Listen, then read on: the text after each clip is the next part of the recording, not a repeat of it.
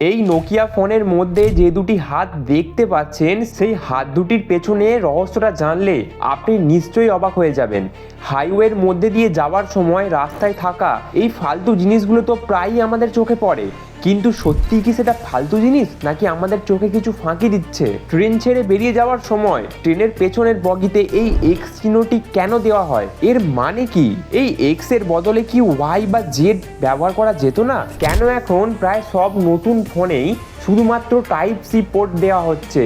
এই চার্জার ব্যবহার করে আপনি কি বড় কোনো ভুল করছেন, নাকি সস্তা টাইপ সি ব্যবহার করলে ফোন নষ্ট হতে পারে? আজকের ভিডিওটা আপনি না দেখলে অনেক কিছু মিস করে যাবেন। কিন্তু চলুন শুরু করা যাক। নাম্বার 1, রাতে হাইওয়েতে গাড়ি চালানোর সময় রাস্তার উপরে এগুলো কি শুধু সাজানোর জন্যই? না, এগুলো কিন্তু হাজার হাজার দুর্ঘটনা কমায়। গাড়ির হেডলাইট পড়লে এটা আলো প্রতিফলিত করে ড্রাইভারকে লেন দেখায়, কিন্তু রোড স্টার্ট আবার সোলার পাওয়ারেও চলে। দিনে চার্জ হয়, রাতে নিজে থেকেই জ্বলে ওঠে। বৃষ্টির সময় বা কুয়াশার সময় রাস্তার লাইন দেখা যায় না, তখন এই ছোট্ট ডিভাইসটাই জীবন বাঁচায়। নাম্বার 2, নোকিয়া ফোন অন করলেই যে দুটি হাত একে অপরকে বাড়িয়ে দেয়, ওটার পেছনের রহস্যটা কি আপনার জানা আছে? অনেকেই বলে এটা নাকি কোনো সেলিব্রিটির হাত। আসলে সত্যিই জানলে আপনিও অবাক হয়ে যাবেন। এই হাত দুটি ছিল একটা প্রতীক। নোকিয়ার বিখ্যাত স্লোগান ছিল কানেক্টিং পিপল। বড় হাত আর ছোট হাত দেখিয়ে বোঝানো হয়েছে দূরে থাকলেও মানুষ মানুষকে ছুঁতে পারে, প্রযুক্তি তাদের কাছে এনে দেয়। নাম্বার 3, ট্রেনের একদম পেছনের বগিতে এই বড় করে এক্স চিহ্নটি কেন আঁকা হয়? এটা কি শুধুই ডিজাইন? না, এই চিহ্নটা খুব গুরুত্বপূর্ণ সংকেত। ট্রেনের বগিতে যে এক্স চিহ্নটা থাকে সেটা জানিয়ে দেয় এটাই ট্রেনের শেষ কোচ।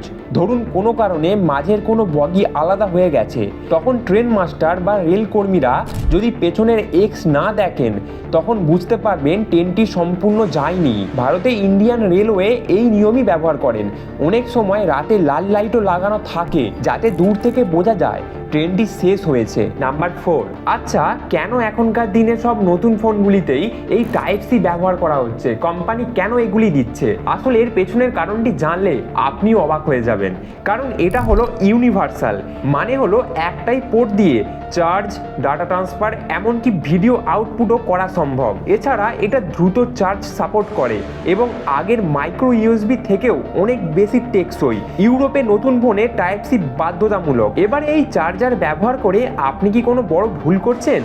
আসলে ভুল তখনই হবে যদি আপনি কম পাওয়ারের অ্যাডাপ্টার দিয়ে বড় ডিভাইস চার্জ করেন বা লোকাল অ্যাডাপ্টার ব্যবহার করেন।